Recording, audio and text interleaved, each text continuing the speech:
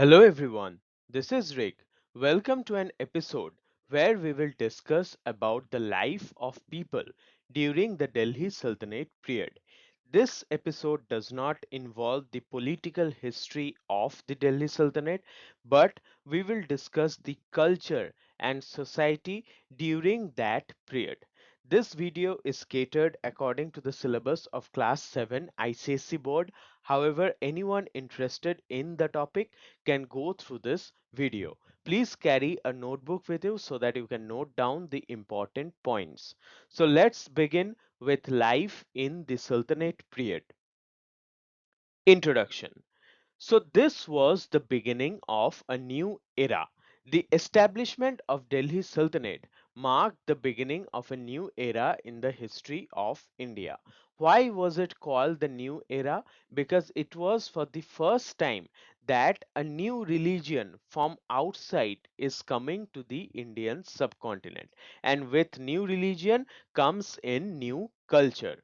So that is how it was the beginning of a new era. It spanned 3 centuries from 1206 to 1526 CE. So this was the period in medieval Indian history which was for 3 centuries, meaning that for 3 centuries for the first time other type of culture or foreign culture was coming to the Indian subcontinent. It started with Kutubuddin Aibak and ended with the Lodhis, and thus there was the start of Mughal Empire, which will be our next topic. But for now, we will remember that Delhi Sultanate spanned for 3 centuries from 1206 to 1526 CE. Interaction between the Turco-Afghan rulers and traditional Indian culture had deep impact on the society. So the rulers of Delhi Sultanate were Turco-Afghan in origin. Only the last rulers, that is the Lodhis, were proper Afghan origin. Other rulers were mainly from Turkish origin. Now when Turco-Afghan culture came into contact with traditional Indian culture, then there was a mixed culture, which we will discuss in this chapter. And this mixed culture had deep impact on the Hindu society. External influences combined with traditional Indian culture to shape society, religion, and art. So, external influences, that is, the influence brought in by the Delhi Sultanate, which combined with traditional Indian culture and gave a new type of culture in society, religion, and art. Historians refer to this synthesis of traditions as Indo-Islamic culture. So this mixed culture was called as Indo-Islamic culture. Changes occurred in architecture, social life, trade, literature, painting, music, and dance. So, what was the scope of change? Means, in which fields did we see the change? We saw the changes in the field of social life, trade, literature, painting, music, and dance. This period left a significant imprint on India's cultural and historical development. So there was a significant effect which was felt throughout India's culture. Aristocracy and the priest. We will discuss all aspects of society one by one, starting with the aristocracy and priests. The aristocracy was the ruling class and hence very powerful. In every period of history, we will see that the aristocracy was the ruling class and hence the aristocracy was always very powerful.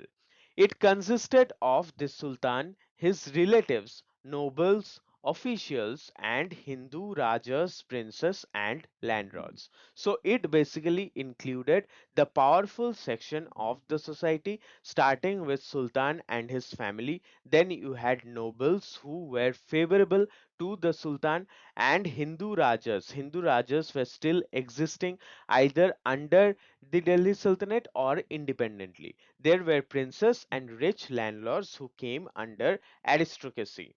They enjoyed wealth, power, and led a luxurious life. So from the name itself, we can understand that aristocrat people were wealthy, they were powerful, and they led a very comfortable and luxurious life. Khutbah ceremony. The khutbah was read in the Sultan's name to acknowledge his position and power. So it was like a prayer or a declaration addressed in the name of the Sultan to acknowledge, to show his position and power. Priests were another important class of people in the society. So priests were other people who were very important in the society.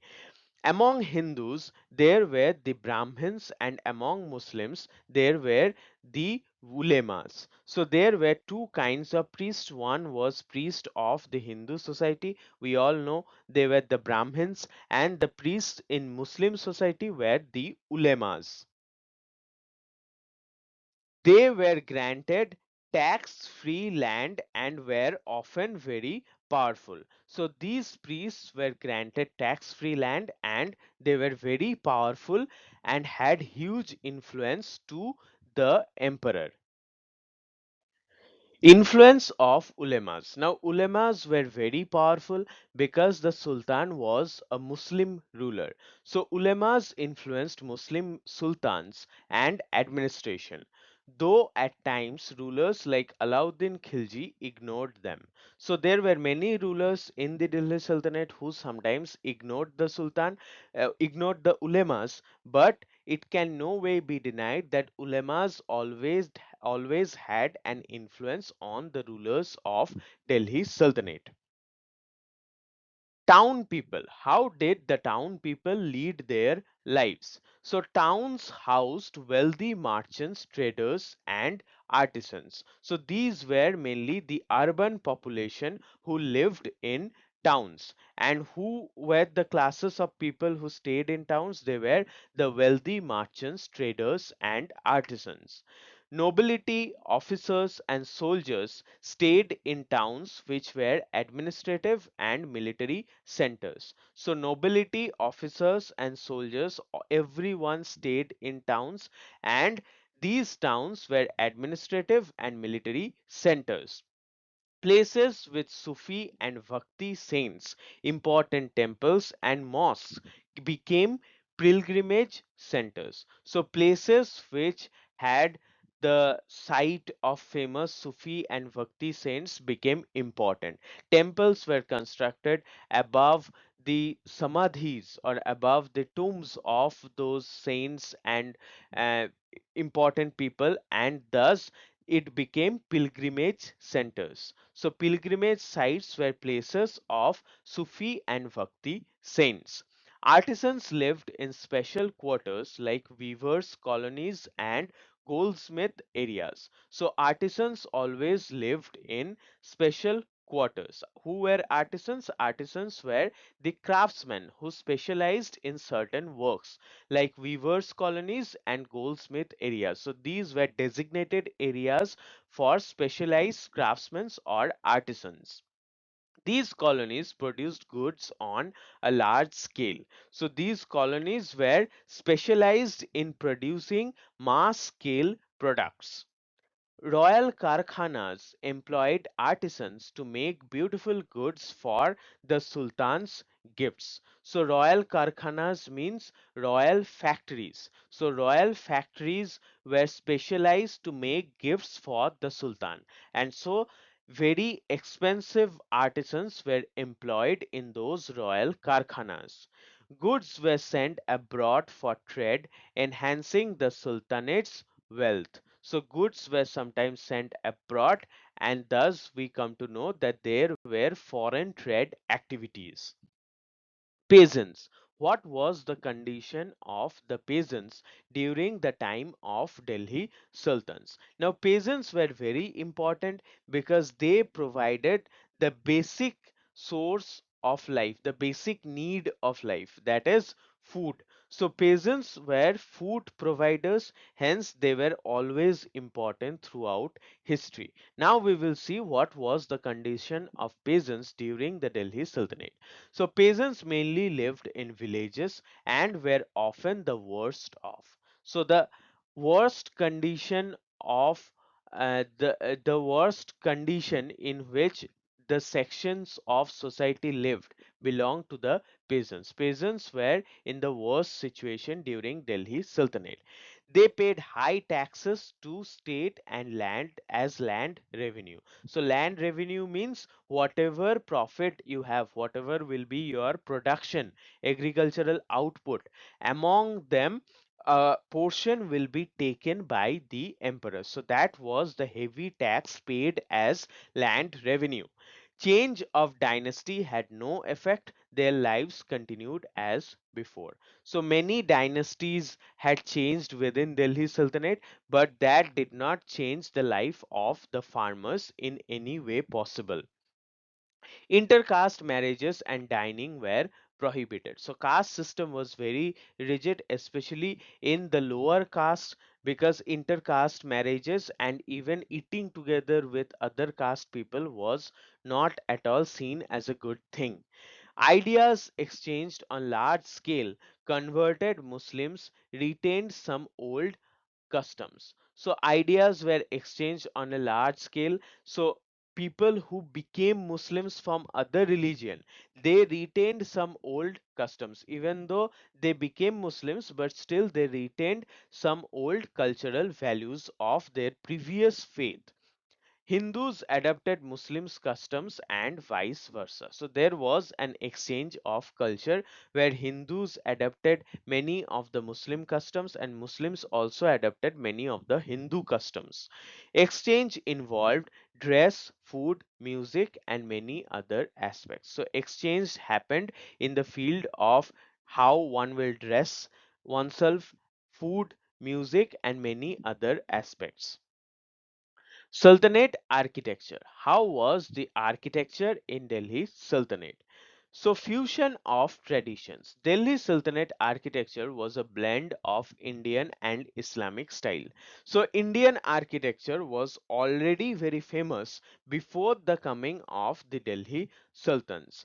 Therefore, when from the outside the Turkish people came to India, they were very much influenced with Islamic style. So there was a fusion of tradition which led to Indo-Islamic style of architecture, and it contributed a lot during the time of Delhi Sultanate. So Turks introduced Arabic and Persian architectural styles. Turks were the people who brought forward Arabic and Persian styles. These were architectural styles from Central Asia. Classical Hindu architectural elements were also included. So Hindu architecture was already very much prevalent in Indian subcontinent since ancient times. So those architectural elements were also incorporated by the architecture by the Delhi Sultanate kings. So the blend created a distinctive Indo-Islamic form of architecture. So this mixture, the mixture of Arabic, Persian, and Hindu architecture created the Indo-Islamic form of architecture. Private buildings, which meant fort, palaces, and tombs. So there were two categories of buildings. The first category was private buildings, fort, palaces, and tombs, and then there were public buildings, meaning temples, mosques, tanks, wells, and guest houses. Now, you may think that the Delhi Sultans built temples. No, temples were still being built by the Hindu kings or Hindu landlords. So those come under the Delhi Sultanate period. That necessarily does not mean that the Delhi Sultans personally built temples. So there were two kinds of buildings, private buildings and public buildings. The use of arches, beams, and balconies was introduced. So these were the new style of constructions which were introduced in the Indian subcontinent. Arches, beams means an horizontal connection between two pillars which held the roof. So those were beams, and balconies means protruding verandas. So these were the new elements which were introduced in the Indian subcontinent. Mortars was used as a cementing agent. Gypsum was used for plastering. So these were binding materials used in the new style of architecture. Floral and geometric designs were common. Quranic verses were engraved in Kufi script. So floral and geometric designs were very common because Islamic ideology prohibited the use of figures in paintings. So geometric designs were used for decorations. Important monuments. What were the important constructions done at the time of Delhi Sultanate? So we will just go through it because all these things have been discussed in our last videos. So I will just mention. So during slave dynasty, important monuments included Qutub Minar, Adhai Din Ka Jhopra and Iltutmish's tomb. Khalji dynasty constructions included Alai Darwaza at Qutub complex and Jamaat Khana Masjid. So these were important constructions during the Khalji dynasty. Tughlaq dynasty was known for arch beam combination called the Tughlaq style. So this was a specialized style during the time of the Tughlaq dynasty. Tughlaq monuments included tomb of Ghiyasuddin Tughlaq, Tughlaqabad Fort and Firoz Shah Kotla. Under the Lodhis, many tombs were built and in and around Delhi. So later dynasties, especially the Lodhis, built many tombs in and around Delhi. Styles evolved with each dynasty but maintained Indo-Islamic essence. So styles were evolving with each dynasty because new elements were being incorporated, but they maintained the essence of Indo-Islamic architecture. These monuments remain vital heritage sites of Delhi's medieval history. So these monuments are very important if you want to study the medieval history of India, focusing on Delhi. Painting. How was the painting at the time of Delhi Sultanate? So calligraphy was a revered art in the Islamic world and used as a decorative feature on stone and paper. As I have said before, Islamic ideology does not allow paintings of figures. So, calligraphy means beautiful writing. The Quranic verses or Islamic verses from Islamic religious books were written in a beautiful style in order to decorate certain items like buildings or tombs. And calligraphy was done both on stone and paper. In the craftsman hierarchy, the calligrapher ranked higher than illuminators or painters. So, painters were the second class of artists because the first category was reserved for calligraphy. So, calligraphers were the highest forms of artists in the Delhi Sultanate times. The Rajput style of miniature paintings continued during the Sultanate period. So during the Sultanate period also Rajputs were independently very powerful. So their style of miniature paintings were very much prevalent even when sultans were ruling over Delhi. This style was inspired by Persian paintings. So the miniature style of painting was inspired by Persian paintings from Central Asia.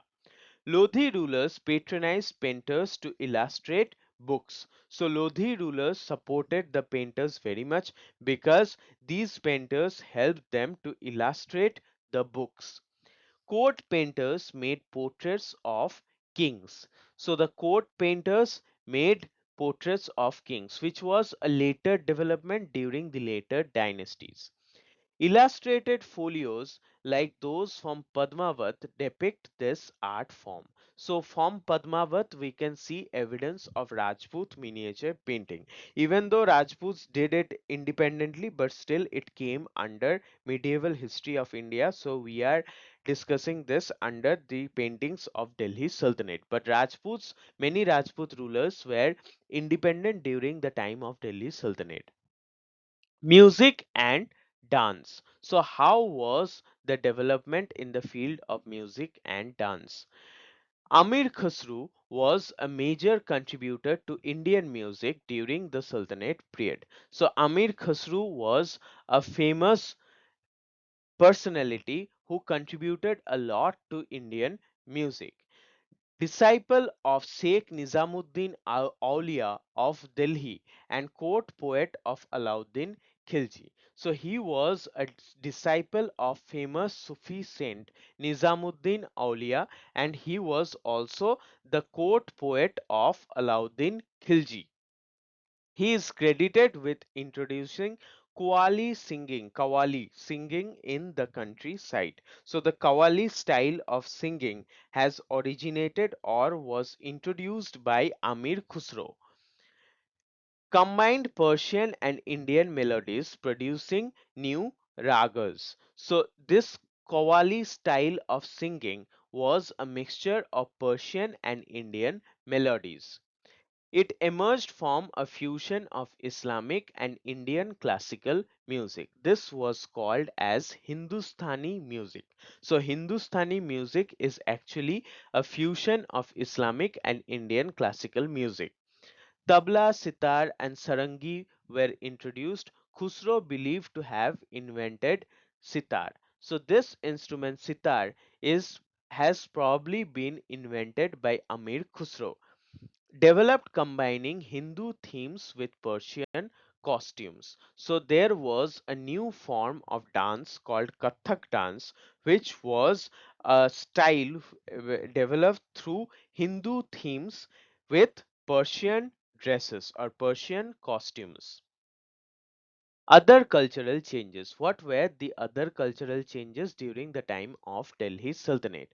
So styles like kurta pajama, salwar kameez and kaftan became popular. So these were new dresses introduced in the Indian subcontinent. Biryani, bread and wine introduced during this period. So these were the new type of food items introduced at the time of Delhi Sultanate. The Unani school of medicine spread in India. So medical science added a new discipline, that is the Unani school of medicine. Turkish rulers marrying Indian Muslims led to adopting Hindu traits. So even though they were of Turkish origin, the Turkish rulers, while staying in India, adopted many Hindu customs. Persian replaced Sanskrit as the official language in many regions. So in many regions, Persian language replaced Sanskrit as the court language.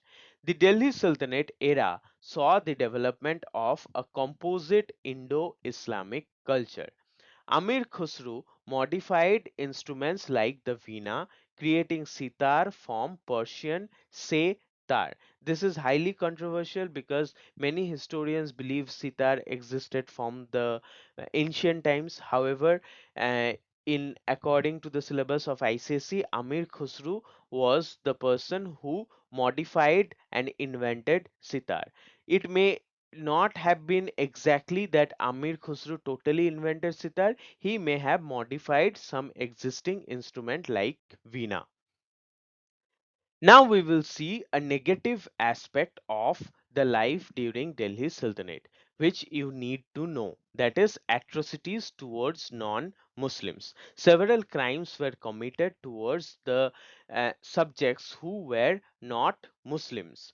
So the non-Muslims, especially Hindus, were often required to pay a special tax called jizya for the right to practice their religion. So when the Islamic age started with Delhi Sultanate, that time all other religion other than Islam was considered to be the secondary religion, and therefore a special tax was imposed on the non-Muslims, which was a tax they required to pay for the practice of a secondary religion. Some rulers ordered destruction or conversion of certain Hindu temples into mosques as a symbol of authority. So few rulers were very much intolerant, and thus they ordered the conversion or destruction of temples into mosques. There were forced conversions sometimes in certain periods, especially during political instability. There were instances where non Muslims were pressured or incentivized to convert to Islam. So, non Muslims were sometimes pressured or forced to convert to Islam, and they were sometimes said that you will get many facilities if you convert to Islam, and so they did. At times, non-Muslims faced restrictions on building new temples or repairing existing ones. So there was restriction on worship. High government posts were often reserved for Muslims, limiting opportunities for non-Muslims in the court. So high posts in administration were specially reserved for Muslims. So Hindu administrators did not get important powers. During conquest, some non-Muslims were taken as war captives, a practice common in medieval warfare. So non-Muslims were very often taken as war captives. Some rulers showed religious tolerance, but others used religion as a political tool to assert dominance over non-Muslim populations. So religious tolerance was there for some rulers, practiced by some rulers, but other rulers, mostly all the other rulers, practiced tremendous hatred towards the other subjects who were non-Muslims. Now we will go through the questions and answers which will be important in your exams. So what is meant by Indo-Islamic culture? Indo-Islamic culture refers to the synthesis of traditions that developed due to interaction between the Turco-Afghan rulers and traditional Indian culture. External influences combined with traditional Indian culture shaped society, religion, and art during the period of Delhi Sultanate. Which major groups dominated the society during the Delhi Sultanate? The society came to be dominated by four major groups: aristocrats, priests, city dwellers, and peasants. What were the two categories of buildings of the Delhi Sultanate? The first category of private buildings included forts, palaces, and tombs. The second category included public buildings such as temples, mosques, tanks, wells, and guest houses. Discuss the new style of construction developed during the Sultanate period. The Turkish invaders brought with them a new style of construction in the form of arches, beams, domes, and balconies. A new construction material, mortar, was introduced as a cementing agent. Gypsum was commonly used for plastering. There was a liberal use of floral and geometric designs. Verses from the Quran were engraved on the walls of Sultanate buildings, and this calligraphic feature was known as Kufi. Name a few buildings constructed during the Sultanate period. Discuss any two of them. Some important monuments are Qutub Minar, Adhai Din Ka Jhopra, Iltutmish's tomb, Alai Darwaza, Jamat Khana Masjid, Tomb of Ghiyasuddin Tughlaq, Tughlaqabad Fort, Firoz Shah Kotla. Now we will discuss about Qutub Minar. Built during the slave dynasty, it is one of the most important monuments of this period. Alai Darwaza, constructed during the Khalji dynasty, it is the part of Qutub Minar complex and is known for its architectural beauty. Discuss the developments during the Sultanate period in the field of painting. Calligraphy was a revered art in the Islamic world and used as a decorative feature on stone and paper. In the hierarchy of craftsmen, the calligrapher was placed higher than the illuminator or painter. The Rajput style of miniature paintings continued during the Sultanate period. Inspired by Persian paintings, the Lodhi rulers patronized painters to illustrate books, and court painters made portraits of kings. What were the prominent developments in music during the Sultanate period?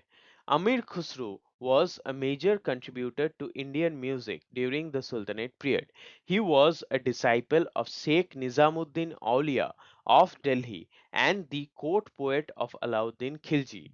He introduced the Qawwali mode of singing in the countryside for the first time and combined Persian and Indian melodies, producing several new ragas.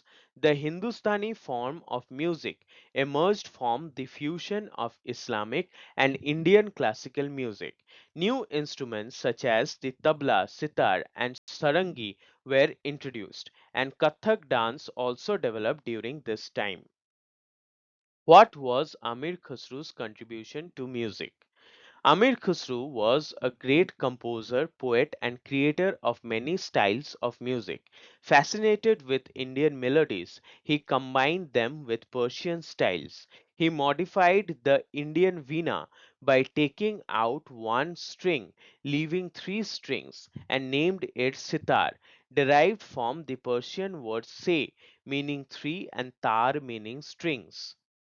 So that was all about the life during the Sultanate period. We have discussed about the architectural features. We have discussed how different classes of people lived in the Sultanate period.